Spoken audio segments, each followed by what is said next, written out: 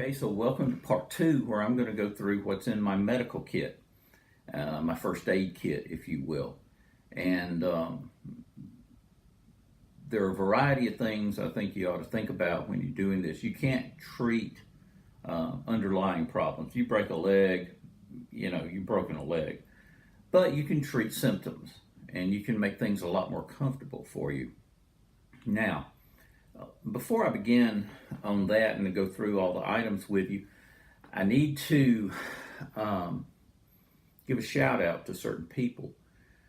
The thing about hiking the Appalachian Trail these days is all the videos, all the books, the blogs, and everything, they make it so much easier to kind of determine what you might need. And there's an old country saying, if you're going to drink from the well, you better thank the people that dug the well.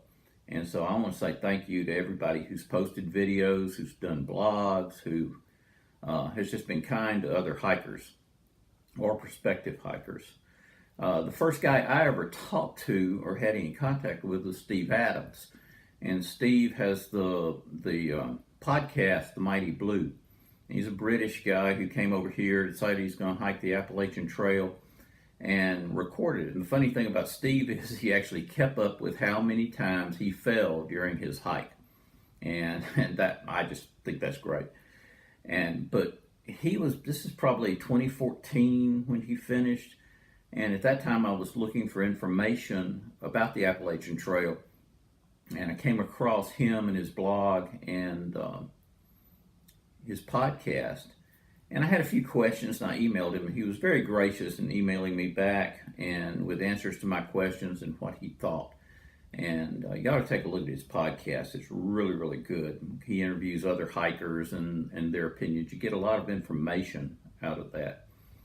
One of the other people, of course, Dixie. Dixie turned this into a National Geographic Channel type experience with the photography and everything she did.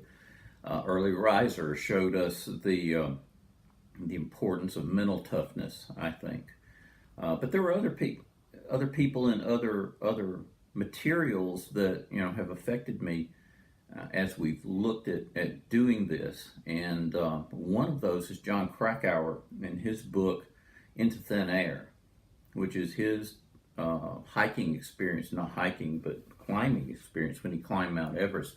And a bunch of people died on that expedition. It was made into a movie, made into an IMAX movie, all this kind of thing. But he not only wrote Into Thin Air, he wrote Into the Wild, which was a story of a young man who kind of hiked up to Alaska and they found dead under mysterious circumstances in an old school bus, I think. And they basically decided that more or less he ate something that he thought was edible and it wasn't edible and poisoned himself. But it's a fascinating story. He also did a book called Eiger Dreams and Other Things and this is basically a compilation of a lot of articles he wrote for Outside Magazine and other sources. And it's very good, and it gives you a lot of good information and a lot of background in doing something like this and the mentality it takes and the people that do it.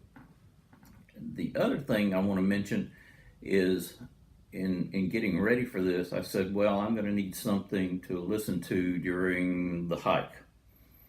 And I found there's a place called Free Audio Books that you can just download or listen to a variety of books, and a lot of them are classics. They're Frankenstein and Dr.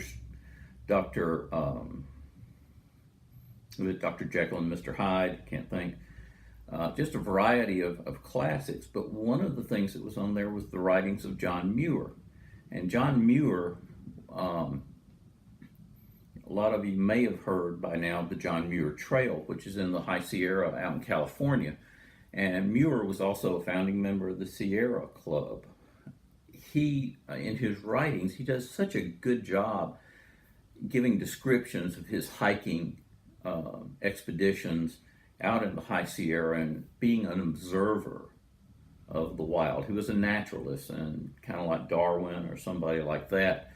And he knew the Latin names for all the plants, and he would sit around and do things like watch a squirrel for 3 days and how it reacted and what the hierarchy was among squirrels. And he was an observer.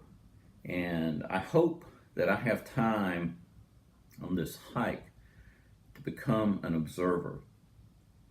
Another guy, speaking of that, that I like his videos a lot, is Evan. Evan's backpacking videos. And Evan's going to hike the AT this year.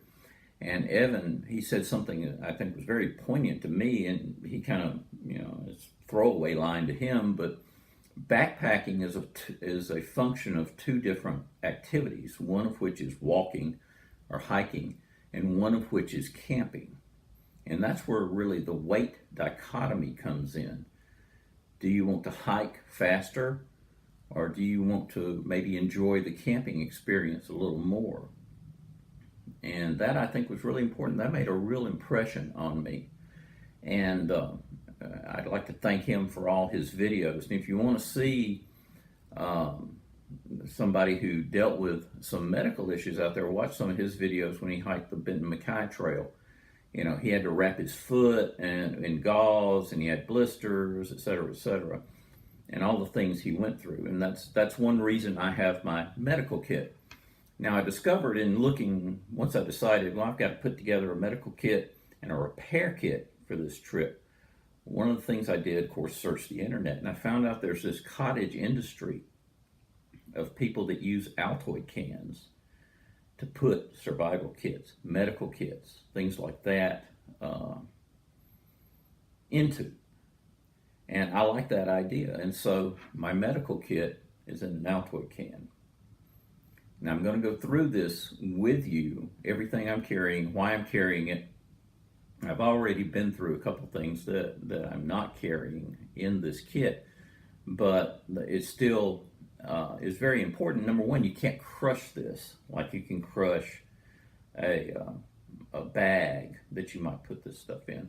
And plus, it limits you on space, on what you're going to do, what you can carry when you think about putting something in this. And that's a good thing because you don't carry too much. And I found that everything I think I need is either I've already shown you or is in this kit. And you'll notice I already got rubber bands around it. You can always use a rubber band for something. You'll find a use for it, and it holds this together. So, what have I got in here? And there's going to be a list at the end of the video of everything that I have in here. The first thing you're going to see is I have a bunch of Q-tips lined up in the top of this, and the top will come off, by the way. And that's for all things Q-tip. You can work on your ears. You're not supposed to, but they have a variety of functions. You can always find a function for Q-tips. What else? This is Benadryl. I'm carrying 6 Benadryl. The reason is Benadryl is what you take if you get a sting, and certainly if you have an allergy. It's also good for, I guess, a sleeping pill. It's going to make you a little drowsy. So Benadryl is something I wanted to keep in there because it has to do with, dealing with bug bites, stings, things of that nature. So I have Benadryl.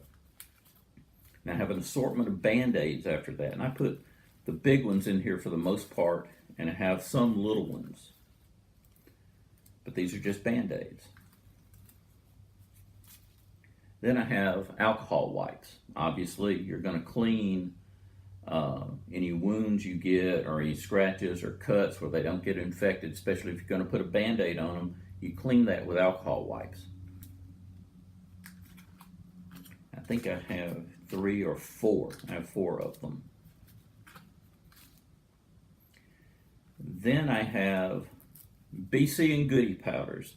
And what that is ibuprofen with caffeine, basically. And I don't think there's any difference between BC and Goody powders, but they fit really well in this container. You're going to see at the bottom of this, I have gauze. Now, to tape the gauze, I'll use duct tape. I'm not going to carry medical tape with me. And I tried to figure out how much gauze do you need. And what I did whether it's relevant or not. I wrapped it around my thigh twice, figuring that's probably the biggest thing I could use gauze for, and I carried that much gauze. So that's my medical kit. I think it is going to be suitable with the other things I've imagined, and I use some bungees to put my medical kit and my repair kit, is really what it is, together. And let me go over my repair kit with you now. It's also in an altoid can. So these things they're really good. It's going to keep everything together. You can take the top off, which is what I did, because you can hold a little more in it. And in this, I have, first of all, you can see in the top, I've got it duct taped on here. I have matches, waterproof matches. I have a couple of cotton balls. I have water purification tablets, all in the back of this. And the water purification tablets, if my water filter breaks, I've got something I can use instead. That's why they're an emergency kit. Now in there, I also have a variety of carboners, or I call them D-rings. You can always hack something with this. This is something you learn in cave diving. These are like necessary. And I have some different sizes. I've got some big ones, some small ones. I also have 3 single-use super glues. And you get all this stuff at Dollar General or Dollar Tree or Walmart. It's not very expensive, but could save you a lot of problems. So I've got 3 of those. And also, here's some more D-rings that you can attach things with on your pack. And then I have zip ties. I've got small ones and I've got big ones. These are also something I learned in cave diving. You can tie a lot of stuff onto a pack or on your BC or whatever you're using with these things, and they are hard to get off. So once you do it, you need a knife to cut them off. But I have a variety of them in there. Also in here, and I didn't go over it, I have a sewing kit. Now in the sewing kit, my sewing kit, basically there are 2 needles. One, I have 30-pound test line, fishing line. You can sew up a tent with that. You can sew up your sleeping bag. You can sew up just about anything with that fishing line, and it's not going to break. It's going to stay there. The other one's just hooked into regular thread, sewing thread, and that's really for clothing repair. If you tear your pants, you tear your shirt, you can sew it up. Then I have an assortment of just safety pins, different sizes. And at the bottom I have, and this came in the little sewing kit I bought, was a little pair of scissors. And you can cut thread, you can cut whatever you need, but it fit in here, so I kept it in here. So that's my repair kit. And that's my total emergency situation kit. Not much, but that's the kind of thing that I think I can repair any piece of equipment I have. You take a Swiss Army knife, duct tape, and this. I think I can put everything back together in order to get me to a safer location to replace, a tent pole, replace, a pack or whatever I need to replace. Like I said, the medical kit, it's not going to solve a broken leg or a broken arm or something like that. But what it will do is going to relieve the symptoms until you can get to a situation where you can actually have the cause of your symptoms treated. And now I'll put up the list of things that I have in there, and everybody take a look at that.